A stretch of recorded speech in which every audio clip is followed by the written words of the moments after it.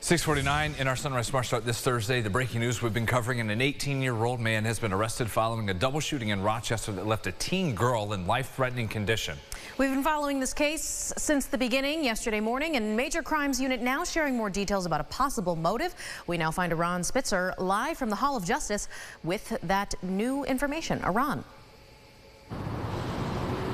Yeah, guys, that suspect, 18-year-old Michael Garcia, is charged with attempted murder, assault, and criminal possession of a weapon that all connected to that double shooting on Alphonse Street early Wednesday morning. Now, officers say both were shot at around 1:30 a.m. A man in his 30s was wounded on the porch. RPD says the 17-year-old girl was hit with a stray bullet that hit her inside the home. She's still listed in critical condition. Now, an alert for the suspect's car matched the description of one found in Brockport. That led to a large response, with the SWAT team detaining 3 people from a home on Main Street, one of them identified as Garcia. The Major Crimes Unit says the gunman and several others went to the Alphonse Street house planning revenge for a previous incident involving someone linked to the Alphonse address. Now, the confrontation ended with those 2 victims shot. No other suspects have been named or arrested, and Garcia is set to appear in court this morning at 9:30. For now, reporting, Aran Spitzer, News 8.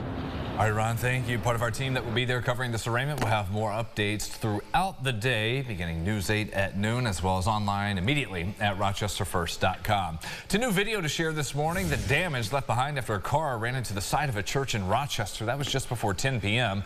RPD responded to the accident here at Campbell and Ames Streets. Police learned a driver ran through a red light, hit another car, and bounced off and hit the side of the building. No serious injuries. The investigation is ongoing. We have the latest now as investigators say they believe they found the car involved in a hit and run that critically injured a 12-year-old boy last month. News 8 heard from the victim's mother, Rashima Harris, describing the last 2 weeks, about 15 days, as a roller coaster. It was just after midnight, the 16th of April. 12-year-old Elijah, seen here, was riding a scooter to a corner store with his dad when a sedan on Bowman Street hit him. His mother tells us instead of helping her son, the driver uttered a racial slur at the boy and drove off, leaving the dad pleading for help. Elijah still on a ventilator at the hospital after spending 10 days in a coma. He's still not, conscious, but he opens his eyes. But when he opens his eyes, he's more so staring straight ahead. It is definitely a heartbreaking, surreal situation, to see your child be so full of life one day and then laying with wires and a ventilator, basically fighting for their life the next. It's one of the hardest situations I've ever had to deal with. It's crushing, awful. Although she says investigators believe they have a strong lead on a suspect, no formal arrests had been made as of yesterday. Harris says she's grateful for all the support, the prayers, donations, and more they have received. They do have a GoFundMe account to raise support for the boy's recovery. That's in our coverage at rochesterfirst.com. Several people have to find another place to stay now after a fire burned through an apartment building in Marion.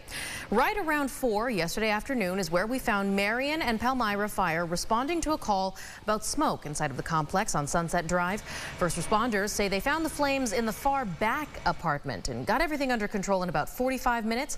We were able to speak with one of the tenants, who tells us exactly what she realized when she found out the building was on fire. I was knocking on doors, and one of the residents came out of her apartment, and black smoke was following her out into the hallway. And I asked her if her apartment was on fire, and she said yes. And she just kept walking, so I called 911. Everybody in that apartment building has to find, someplace else to live for the time being. And first responders say that 8 apartments in total were damaged, adding it could have been much worse. Now, the Red Cross is assisting those displaced. Let's look ahead to playoff hockey tonight. The Amherst on the road, a chance to finish off the sweep of Syracuse down the Thruway. Rochester's head coach says the team enjoyed the day off Monday after hosting the first 2 games at home, taking both, including the one Sunday. But considering this rivalry going back the last 2 years in the playoffs, this series, it went the full distance, 5 games both times. No one expects Syracuse to be eliminated easily, hoping to bounce back tonight. The philosophy for the Amherst is simple: why change anything? Don't be afraid. The On Center at Cuse is a tough place to play as a visitor, but the Amherst will stay focused on what is working now and keeping the pedal down. You can get overwhelmed in that arena just with the crowd. I know it's a regulation-sized rink, but it doesn't feel like it. Everything seems to happen quicker in that rink.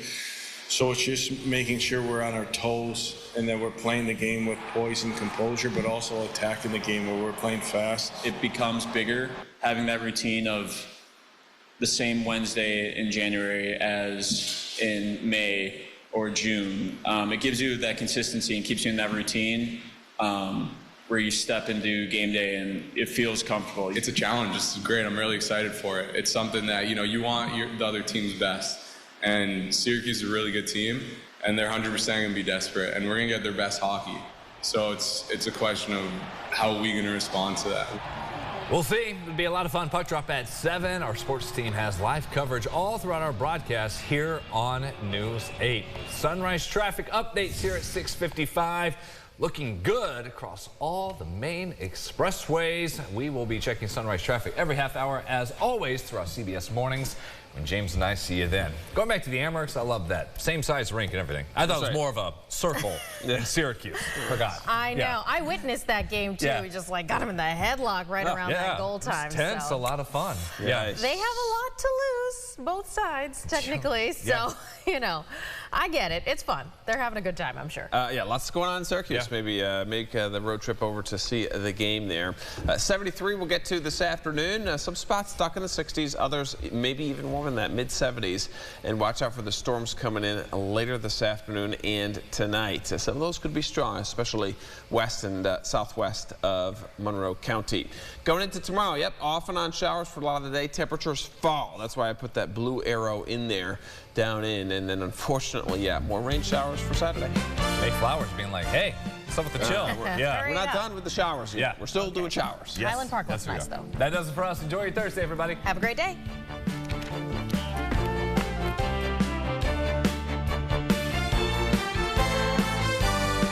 Follow News 8 wherever you are on RochesterFirst.com, Facebook, X, and on our app for news and weather.